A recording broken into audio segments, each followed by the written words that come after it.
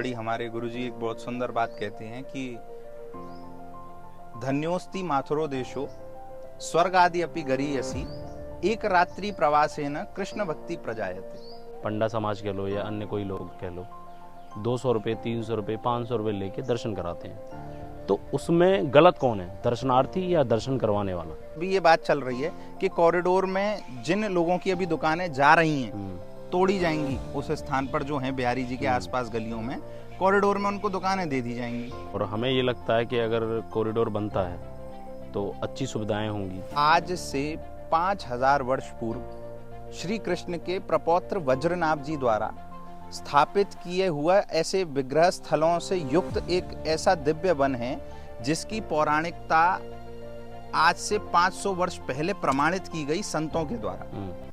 राधे राधे, कैसे हैं आप सभी लोग? मैं हूं डी.के. ठाकुर और आप देख रहे हैं ब्रज का एहसास।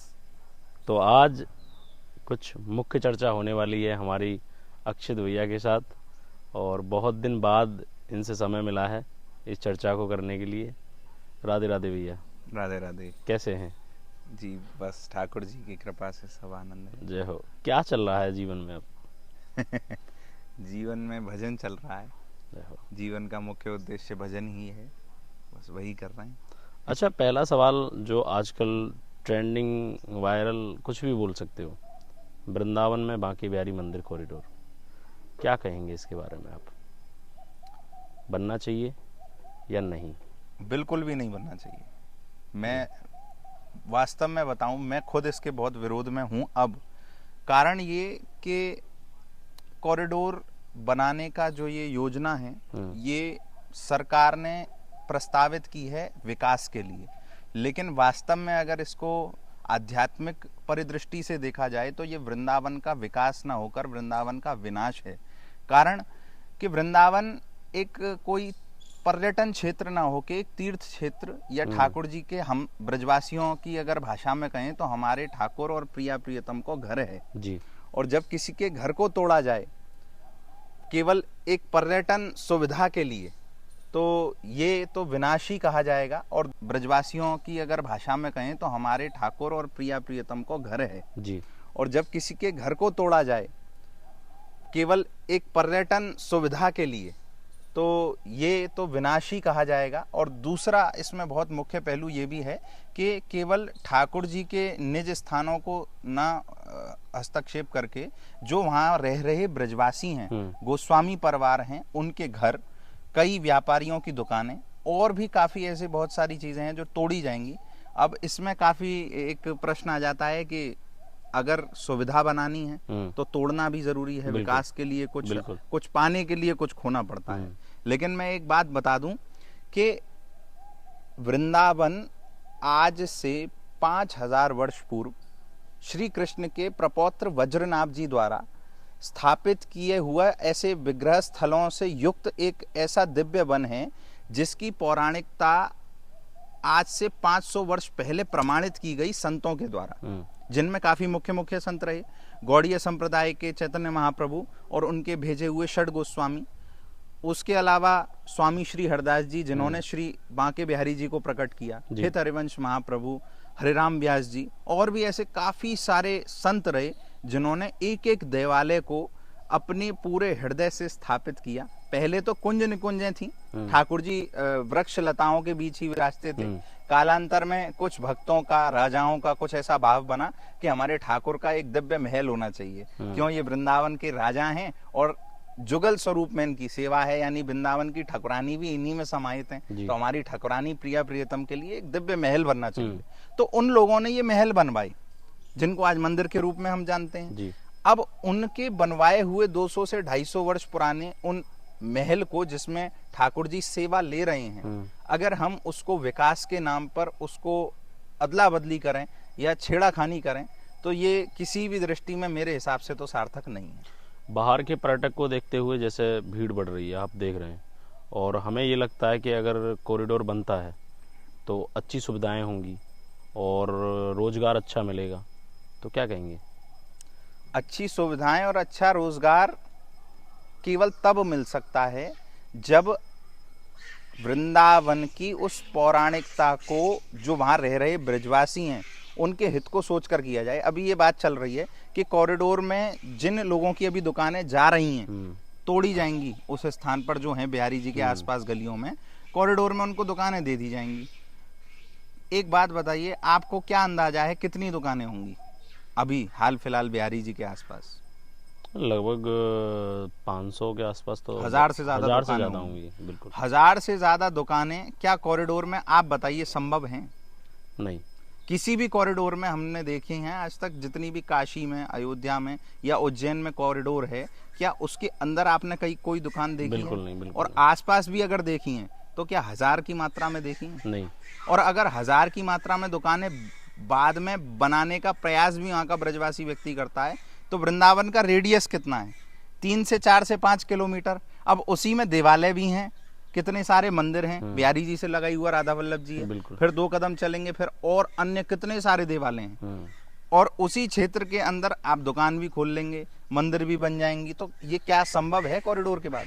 काफी लोगों ने ये कहा है कि जैसे सुना भी है हमने, जैसे बिहारी जी मंदिर के गुसाई हैं उनको फ्लैट दिए जा रहे हैं, और जो वहाँ के निज निवासी हैं, जिसका घर है या कुछ अन्य चीज़ें हैं, उनके साथ ज़मीन दी जा रही है, किसी को दुकान दी जा रही है। क्या इसमें ब्रजवासी के हित में ये सही चीज़ हो रही है या नहीं? बिल्कुल गलत है। ब्रज के जितने भी बड़े बूढ़े लोग हैं और जितने भी आप वरिष्ठ लोगों से मिलेंगे तो आप देखेंगे कभी वो फ्लैट में रहना पसंद ही नहीं करते। बिल्कुल। ब्रज का व्यक्ति फ्लैट में रहना पसंद नहीं करता। क्यों? ना तो जमीन अपनी, ना छत अपनी।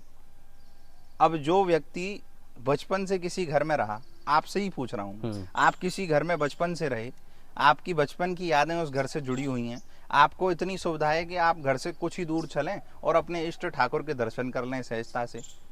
तो क्या अगर वो विनाश हो जाए, उसका वो घर टूट जाए, तो क्या आप ऐसा होने देंगे? नहीं, बिल्कुल नहीं। ये स्वाभाविक है इसका विरोध होना। और लेकिन ये कुछ लोगों का इसमें ये भी मत होगा कि अगर विकास हो रहा है, अगर पर्यटकों के लिए सुविधाएं बन रही हैं, तो ब्रजवासियों के घर चले जाएं तो उससे क्या फर्क पड़ता है? फर्क पड़ता है भैया, क्यों नहीं फर्क पड़ता? किसी ब्रजवासी के एक एक घर में ठाकुर सेवा होती है। कहा जाता है ना एक पद में, घर घर तुलसी ठाकुर सेवा पीवत यमुना जल को। मतलब एक एक घर में ठाकुर सेवा है। घर नहीं है वो जिसको आप तोड़ रहे हैं, वो ठाकुर का मंदिर ही है एक प्रकार से।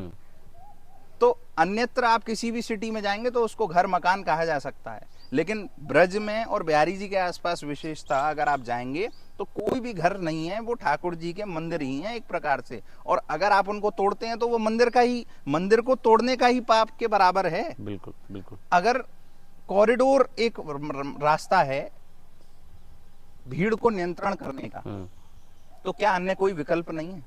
बिल्कुल होना चाहिए। केवल कॉरिडोर ही एक आखिरी रास्ता बचा हो तो ये सोचा भी जाए कि चलो कुछ पर्यटकों की सुविधा के लिए कुछ किया जाए, श्रद्धालुओं के लिए। लेकिन अगर हमारे पास और कोई रास्ते मौजूद हैं तो हमें उन पर जाना चाहिए, उन विकल्पों को अपनाना चाहिए। अच्छा, इसमें एक सवाल और है, जैसे बाहर से यात्री दर्शन करने आता है, उसमें क्या होता है कि जब वो मंदिर में प्रवेश करता है तो कुछ लोग वहाँ के जो स्थानीय पंडा समाज कह लो या अन्य कोई लोग कह लो, 200 रुपये, 300 रुपये, 500 रुपये लेके दर्शन कराते हैं। तो उसमें गलत कौन है, दर्शनार्थी या दर्शन करवाने वाला? न दर्शन करने वाला गलत है और न दर्शनार्थी ही गलत है। दर्शन करवाने वाला भी गलत नहीं है और दर्शन करने वाला भी गलत। पर दर्शनार्थी ये आक्षेप लगाता है कि मुझसे 500 रुपये ले लिए, मुझसे 200 रुपये ले लिए। ये काफ़ी जगह हमें सुनने को मिलता है, देखने को मिलता है। अभी आपको एक हाल ही की बात बताऊं, उज्जैन के अंदर कॉरिडोर है जी, और कॉरिडोर के अंदर जाने के बाद मंदिर में जैसे ही आप प्रवेश करते हैं तो आपके मोबाइल वगैरह चेकिंग होती है जी। वहां से लेकर गर्भगृह तक पहुंचने के लिए कम से कम आपको किलोमीटर तक चलना पड़ेगा मंदिर के अंदर ही अंदर। बिल्कुल, बिल्कुल। पहले थोड़ा ऊपर ले जाएंगे, फिर उन रेलिंग्स में घुमाएंगे, फिर नीचे ले जाएंगे। बिल्कुल। तो गर्भगृह में जाने के लिए किलोमीटर चलना पड़ेगा। उसके बाद जब इतने किलोमीटर चलने के बाद एक वृद्ध व्यक्ति जो चल नहीं सकता, उसके लिए कोई सुविधा नहीं है, वो भी धीरे धीरे धीरे धीरे उसी रेलिंग पे चल के जा रहा है किलोमीटरों तक। और जब महाकाल के सामने पहुंचेगा तो वहां खड़े सिक्योरिटी गार्ड 10 या 20 सेकंड के अंदर उसको धक्का देके आगे कर देंगे कि आगे चलो, दर्शन करने दो और लोगों को। वहीं वो वृद्ध व्यक्ति जो चल नहीं पा रहा था और किलोमीटर चल के आया और 10 सेकंड उसने बाबा के दर्शन किए महाकाल के, वहीं वो आंखों के सामने देख रहा है कि 250 रुपए की टिकट कटाकर एक व्यक्ति आ रहा है और आगे खड़े होकर बाबा महाकाल के साथ सेल्फी ले रहा है, रील बना रहा है, वीडियो बना रहा है। तो आप एक बात बताइए, ये कितना सार्थक है? 250 रुपए देकर वीआईपी लाइन में आए या तो वो व्यक्ति, कोई वृद्ध व्यक्ति, उस पर नहीं है रुपए। अब वो 250 रुपए के लिए तो कोई बात नहीं होती, कोई विरोध नहीं करता, कोई नहीं कहता कि ये लूट रहे हैं, कोई नहीं कहता कि अगर हम फोन नहीं ले जा सकते तो ये वीआईपी लोग यहाँ सेल्फी कैसे ले रहे हैं। पर वृंदावन में आके ये चीजें, लेकिन वृंदावन में अगर कोई ब्रजवासी व्यक्ति जिसका काम ही तीर्थ पुरोहित का है, देखिए ये कोई बिजनेस या धंधा नहीं है, ये हमारी एक पौराणिक परंपरा है। हर तीर्थ में एक तीर्थ पुरोहित होता है।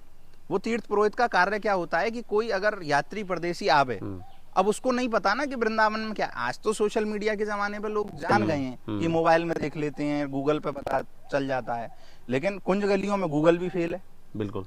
तो तीर्थ पुरोहितों का कार्य ये होता था कि कोई अगर यात्री परदेसी आवे तो उसको ले जाकर मंदिर में गलियों से आसानी से वो निकल जाए, उसको सहजता से दर्शन करा दें, उसको सहजता से ठाकुर जी की लीलाएं सुना दें, वहाँ की प्राचीनता के बारे में, प्राचीनता के विषय में बता दें। और अगर दर्शन कराने, प्राचीनता बताने और कुंज गलियों में घुमाने का अगर वो 100-200 रुपया ले भी लेता है तो क्या आप इसे लूटने की दर्जा देंगे? नहीं।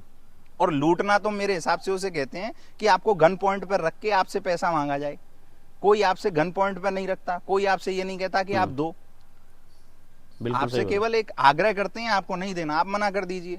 लेकिन आप वही वाली बात कि अगर आपके हृदय में ही ये आप ठान के आ रहे हैं कि मुझे किसी की निंदा करनी है, मुझे किसी की बुराई करनी है, तो आपको केवल चारों तरफ बुरी ही बुरी चीजें नजर आएंगी। आप वृंदावन में भी आके केवल वही नेगेटिव चीजें देखेंगे जो आपके मन में बसी हुई हैं। महाराज जी, एक सवाल और था मेरा कि सरकार अब कॉरिडोर प्रस्ताव तो पारित कर दिया है और बनेगा, ऐसा सुप्रीम कोर्ट से आदेश है। अभी हम एक चीज़, मेरा ये सवाल है मन में, काफ़ी दिन से मैं सोच भी रहा था कि किसी से पूछूं। यहाँ कॉरिडोर बना रहे हैं और यहाँ प्रशासन की भी व्यवस्था अच्छी है। अभी कुछ समय पहले कुंभ में, महाकुंभ में भगदड़ मची, वहाँ प्रशासन की व्यवस्था बहुत अच्छी थी। तो क्या जहाँ प्रशासन की व्यवस्था अच्छी नहीं रहेगी आने वाले समय में, या मंदिर के मंदिर की व्यवस्था अच्छी नहीं रहेगी, तो वहाँ सरकार हर जगह कॉरिडोर बनाएगी?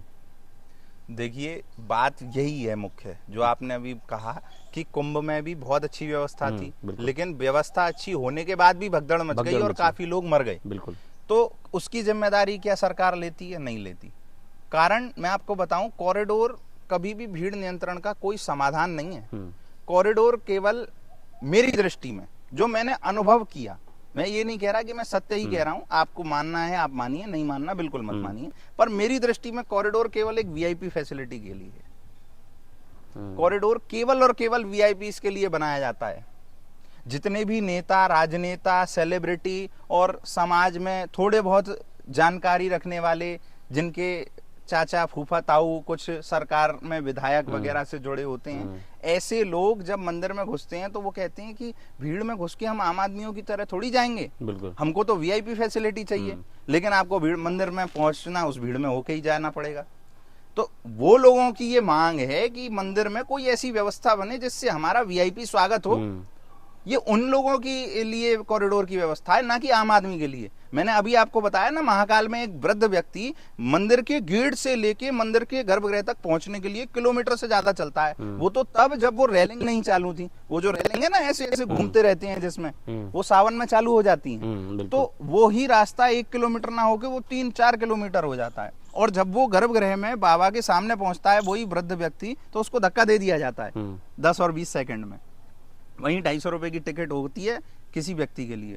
अच्छा, ये तो 250 रुपए की टिकट आम आदमी के लिए जी। कोई वीआईपी प्रोटोकॉल के साथ आए तो और सुनिए, कॉरिडोर में मंदिर तो केवल मंदिर के अंदर तो घुमा ही रखा है, लेकिन कॉरिडोर में दर्शन करने, मतलब देखने के लिए कुछ मॉन्यूमेंट्स, कुछ स्टैचूज बनाए जाते हैं, जैसे उज्जैन में बन रहे हैं, तो काफी नटराज का बन रहा है, एक शिव जो हलाहल विष पीते हुए उस मुद्रा में बन रहा है, तो ऐसे किलोमीटरों तक का वो बन रहा है।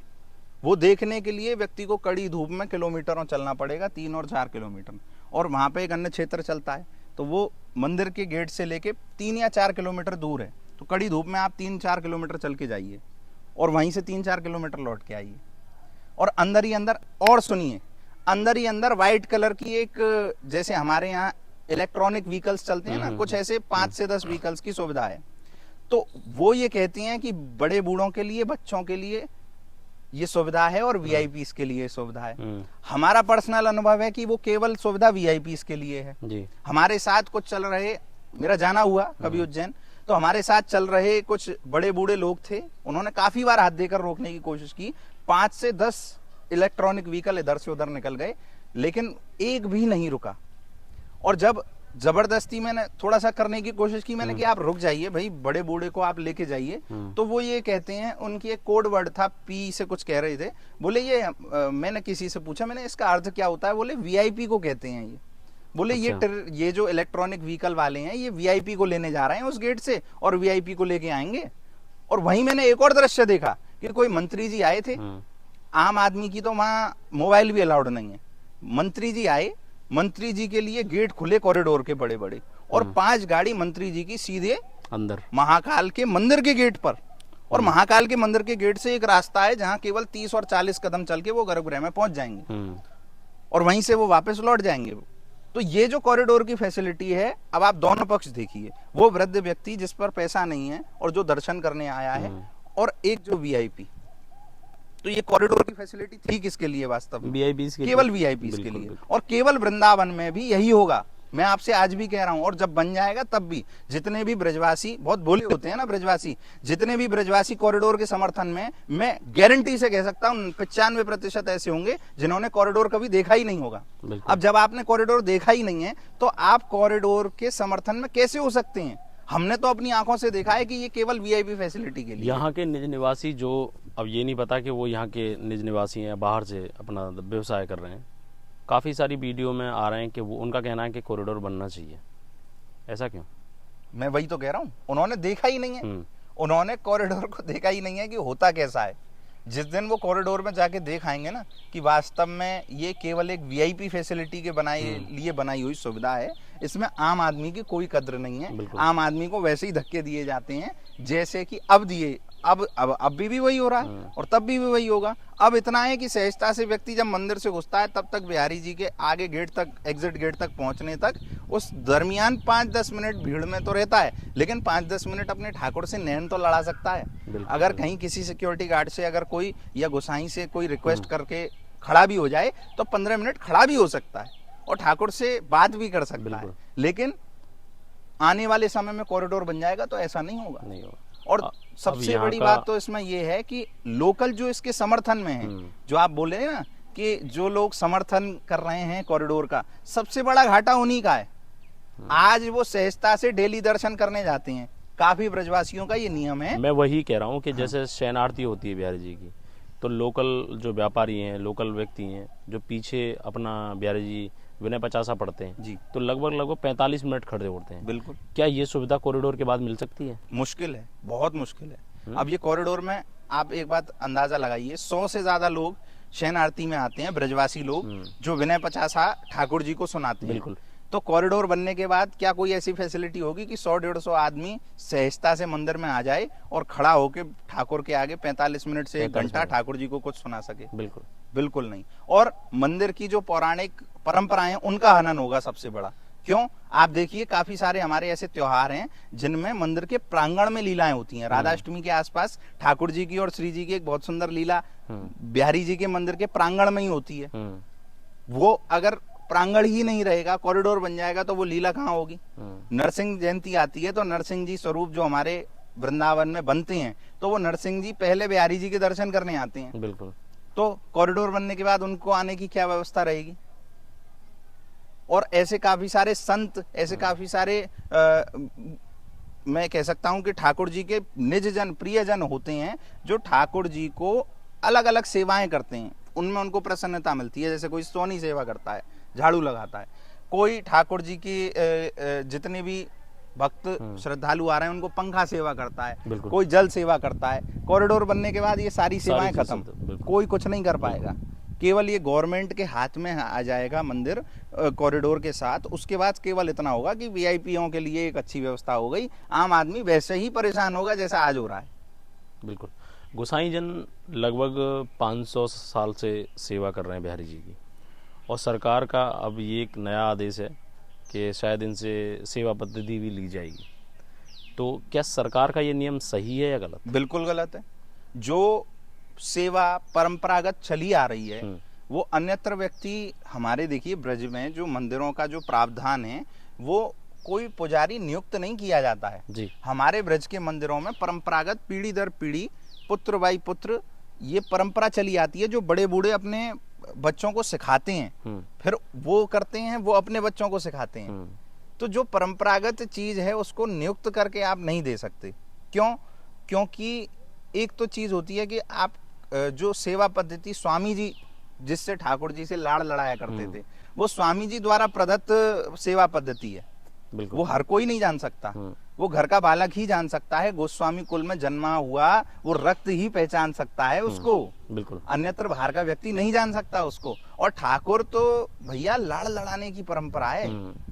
ठाकुर से जो अब ये आपको लग रहा है ये गोस्वामी ऐसे और गोस्वामी वैसे, बहुत लोगों की ये भ्रांति है कि गोस्वामी ऐसे होते हैं, गोस्वामी। मैं सुन रहा था कुछ अभी कोई कह रहा था ऐसा करते हैं, लात घूंसे मारते हैं। कोई एक बात बताइए मुझे, कॉमन सेंस की बात बताइए। मैं भी किसी मंदिर से जुड़ा हुआ हूं मान के चलो, और मैं अगर किसी मंदिर का सेवादार हूं तो मंदिरों में तो अपरस की सेवा रहती है, बिल्कुल। किसी को स्पर्श नहीं किया जाता, स्पर्श करें तो हमें नहाना पड़ता है, ये परंपरा है ब्रज की।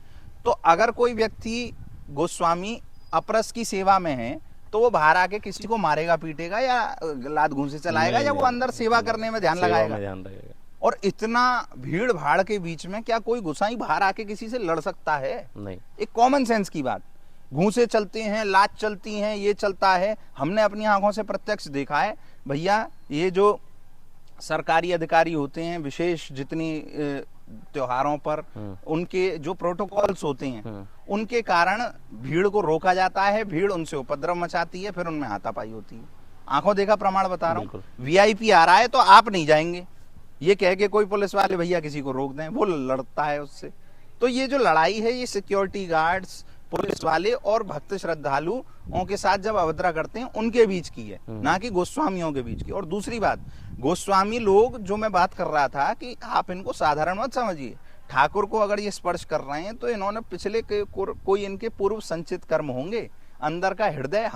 हमने तो बहुत नजदीक रह के सुना जाना और देखा है इस बात को कि ठाकुर को कैसे लाड़ लड़ाते हैं। ये सेवा हमें क्यों नहीं मिली कि ठाकुर को कैसे लाड़ लड़ाते हैं। गर्भगृह में पट बंद करके ठाकुर जी को, आज भी काफी गोस्वामी है मैं जानता हूं जिनको, जो ठाकुर जी को पद सुनाते हैं, ठाकुर जी की यश महिमा सुनाते हैं। बिल्कुल। कहा कहूं छवि आज की, मतलब ठाकुर जी के रूप का, स्वरूप का ठाकुर जी को वर्णन करते हैं, ठाकुर जी को प्रसन्नता होती है। अब ये भाव की सेवा कौन जाने, कैसे समझे? इन गोस्वामियों को बड़ा आदर करना चाहिए। और मैं ये नहीं कहता कि आप बिल्कुल लौट जाइए, बिल्कुल समर्पित हो जाइए, पर कम से कम अपमान तो मत कीजिए। बिल्कुल। महाराज जी एक सवाल और था मेरा कि जैसे वृंदावन की कुंज गलियों का जिक्र आता है, तो क्या सभी गलियां वृंदावन की कुंज गली कहलाती हैं? देखिए विषय में क्या कहेंगे? ब्रज वृंदावन जो निज वृंदावन है वो हमारे बड़े बूढ़े और संत जनों से जो हमने सुना है वो ये है कि ठाकुर जी का जो घर है वही वृंदावन है, और जो परिक्रमा मार्ग है ना जिसकी हम परिक्रमा लगाते हैं, अटल्ला चुंगी से प्रारंभ होके इस प्रकार घूमकर जो वृंदावन के परिक्रमा मार्ग के अंदर जितना भी बसा हुआ जो क्षेत्र है उसमें जितनी भी गलियां हैं वो कुंज गलियां हैं। कुंज का शब्द का अर्थ अगर देखा जाए तो कुंज कहा जाता है एक निज स्थान को, और कुंज जो प्राकृतिक होती थी पौराणिक समय पर वो होती थी वृक्षों की, लता पताओं की, उनको हम कहते हैं कुंज निकुंज। अब आज के समय में वर्तमान में वन तो रहे नहीं, लेकिन कुछ वन आज भी वृंदावन में हैं, जैसे निधि वन और सेवा कुंज जो निज वृंदावन के अंदर हैं, और भी कुछ ऐसे बगीचे हैं जो इस परिक्रमा मार्ग के अंदर आज भी मौजूद हैं, जिनको आप कुंज निकुंज की श्रेणी में डाल सकते हैं। तो उन तक उनके आसपास जो बसे हुए मोहल्ले हैं, उनमें जो रास्ते निकल रहे हैं वो कुंज गलियां हैं। अब उस परिक्रमा मार्ग के बाहर आप जाएंगे तो ये बसा हुआ पूरा जो छठीगरा तक जितना भी वृंदावन है ना, ये सब बड़ी बड़ी कॉलोनीज हैं, बड़ा डेवलप्ड एरिया जो है। इसको आप ये नहीं कह सकते कि यहाँ कोई गली जा रही है तो ये कुंज गली, इसको नहीं कह सकते। 100 साल से पुराना इतिहास जिसका मेरी दृष्टि में जो बड़े बूढ़े लोग हमको बताते हैं कि 100 साल से पुराना इतिहास जिन गलियों का है और जो निज वृंदावन में आती हैं वही कुंज गलियों की श्रेणी में। जैसे कुछ गलियों के नाम जान सकता हूँ कि कुछ, जैसे बिहारी जी के पास ही एक गली है प्रेम गली, दान गली, मान गली, बाग बुंदेला एक स्थान है बनखंडी के पास, होली गली है, फिर किशोर वन में किशोरपुरा की गली है, आगे जाएं तो केशी घाट से राधा रमन जी के बीच में एक गली है। तो बहुत सारी गली हैं वृंदावन में, जो मैंने बताया ना, सेवा कुंज की एक गली है जो रास मंडल की तरफ निकल जाती है। तो ये सब कुंज गलियों की श्रेणी में आती है। अच्छा महाराज जी, इसी कॉरिडोर में एक चलते हुए एक सवाल और है मेरा। जैसे गोसाइयों ने एक रिप्लाई किया है कि अगर सरकार हमारी सभी बातों का ध्यान नहीं रखती है तो हम ठाकुर जी को लेकर पलायन कर जाएंगे, तो इसके विषय में क्या कहेंगे आप? बिल्कुल सही बात है, कर जाना चाहिए। अगर ठाकुर की सेवा में हस्तक्षेप की बात आ रही है कि ठाकुर की सेवा उनसे छीनी जाएगी या कोई नियुक्त किया जाएगा या ऐसी वैसी कोई बात है, तो वास्तव में सब गोस्वामी समाज को पलायन कर जाना चाहिए। लोग कहते हैं कि ठाकुर जी तो सबके हैं, ठाकुर जी पर किसी एक का अधिकार थोड़ी है। पर मैं ये बात बता दूं कि ठाकुर जी वृंदावन में काफी विग्रह हैं ठाकुर जी के। राधा रमन जी भी हैं, श्री राधा वल्लभ लाल भी हैं, श्री जुगल किशोर जी भी हैं। तो काफी सारे देवालय वृंदावन में हैं जिनमें ठाकुर विराजमान हैं। कुछ हैं जो ठाकुर वृंदावन से बाहर चले गए वर्तमान में। बिहारी जी भी स्वयं प्राकट्य विग्रह हैं, लेकिन जो बिहारी जी हैं वो स्वामी जी द्वारा प्रकट श्यामा श्याम का एक मिलित स्वरूप है जो परंपरागत उनके वंशजों को प्रदत्त हैं जी। अब किसी की पैतृक संपत्ति हो, ये तो कॉन्स्टिट्यूशन में भी एक लॉ है कि पैतृक संपत्ति चाहे पिता पुत्र को बेदखल कर दे, लेकिन पैतृक संपत्ति से बेदखल नहीं कर सकता। तो जो बिहारी जी पर मूलतः अधिकार है वो आज जो सेवा कर रहे हैं बिहारी जी के गोस्वामी उन पर है, क्योंकि वो पूर्व 100 वर्ष से ज्यादा से उनका ही परिवार सेवा कर रहा है। अब इसमें काफी बातें आती हैं कि पहले क्या, कैसे, किसकी क्या परंपरा, उनमें अब नहीं जाएंगे। लेकिन वर्तमान में जो सेवा कर रहा है परिवार वो 100 वर्ष से ज्यादा से सेवा कर रहा है। अधिकार हाँ जी, तो उन पर पूरा अधिकार है कि बिहारी जी उनके निज हैं, बिहारी जी उनके परिवार में सेवित ठाकुर हैं, मेरे घर के ठाकुर जी हैं, मेरा मन मैं कहीं भी लेके जाऊं। बिल्कुल। अब मेरे घर में अगर दर्शनार्थियों की भीड़ लगने लग जाए और मेरे घर को तोड़ने की बात इस वजह से कर दी जाए क्योंकि दर्शनार्थियों की भीड़ है, इसलिए मेरा घर तोड़ दिया जाएगा और मेरे ठाकुर की सेवा जो मुझे प्रदत्त है मेरी पीढ़ियों से वो छीन के किसी और को दे दी जाएगी, तो ये कहां तक सही है? बिल्कुल। मैं तो ये कदम उठाने के लिए बिल्कुल राइट है मेरे पास कि मैं अपने ठाकुर को लेकर कहीं चला जाऊं।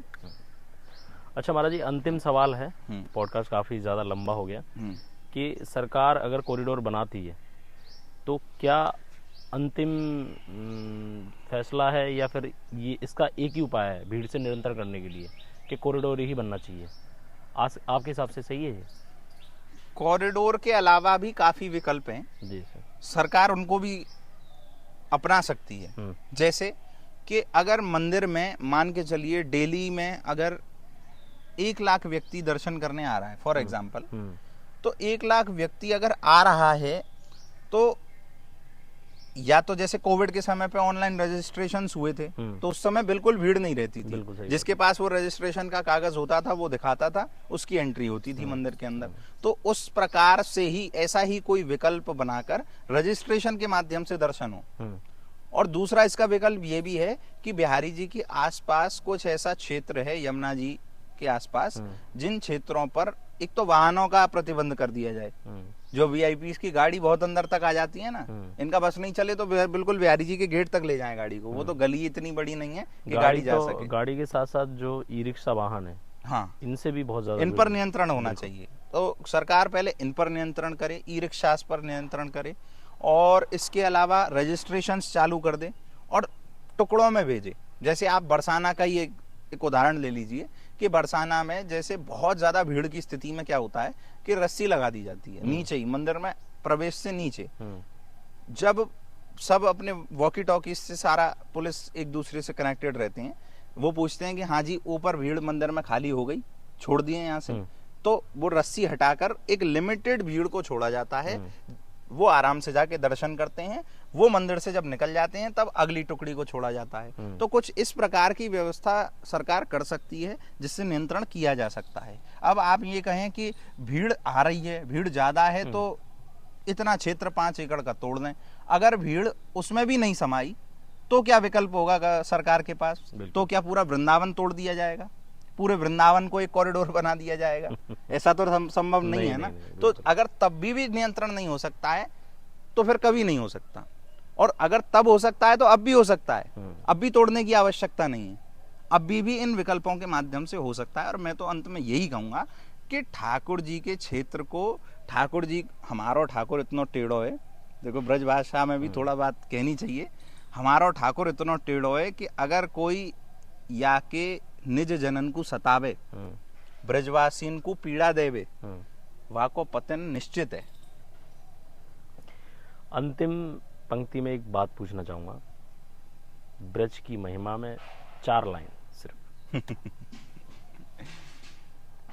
ब्रज की महिमा में 4 लाइन। ब्रज की महिमा तो बहुत उत्तम है, भागवत जी में काफी जगह वर्णित है जी। और बड़ी, हमारे गुरुजी एक बहुत सुंदर बात कहते हैं कि धन्योस्ति माथुरो देशो स्वर्ग आदि अपि गरीयसी एक रात्रि प्रवासेन कृष्ण भक्ति प्रजायते।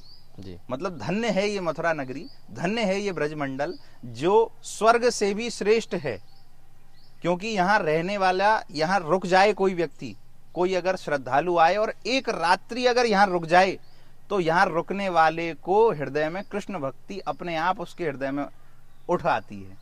इसीलिए तो हमारे अष्टछाप सखाओं में से एक परमानंद दास जी बहुत सुंदर पद गाते हैं। अभी श्लोक में तुलना की गई स्वर्ग से, लेकिन स्वर्ग से भी श्रेष्ठ है बैकुंठ, जहां ठाकुर जी नारायण रूप में शेष सैया पर लेटे हुए हैं, पौड़े हुए हैं, और लक्ष्मी जी उनके चरण चाप रही हैं। और परमानंद दास जी इस पद में क्या कह रहे हैं? कहा करो बैकुंठ ही जाए,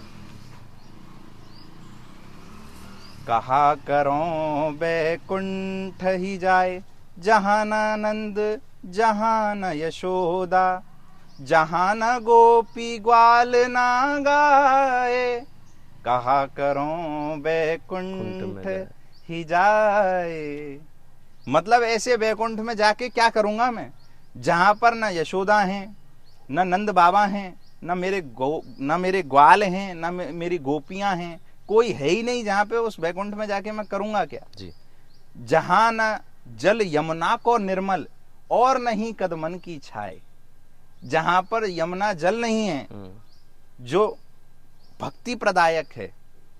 ठाकुर जी श्री जी का अगर आपको भक्ति प्राप्त करनी है तो यमुना जी का आचमन कर लीजिए, आपके हृदय में ठाकुर जी श्री जी के प्रति भाव आ जाएगा। जहां न जल यमुना को निर्मल और नहीं कदमन की छाए, तो ऐसे बैकुंठ में जाके मैं करूंगा क्या? बहुत बहुत धन्यवाद आपका, और आपने इतना कीमती समय दिया हमें, और बहुत अच्छा लगा। आगे भी हम ब्रज की चर्चाएं आपके साथ करते रहेंगे। राधे राधे। तो अब तक थे हमारे साथ अक्षय शर्मा जी, जो कि एक नवयुवक कथा प्रवक्ता हैं और अपनी वाणी से लोगों को, भक्तों को अपने तरफ आकर्षित करते हैं। और हम तो सोशल मीडिया पे इनकी वीडियो देखते ही रहते हैं। तो इस पॉडकास्ट में बस इतना ही। राधे राधे। जय बिहारी जी।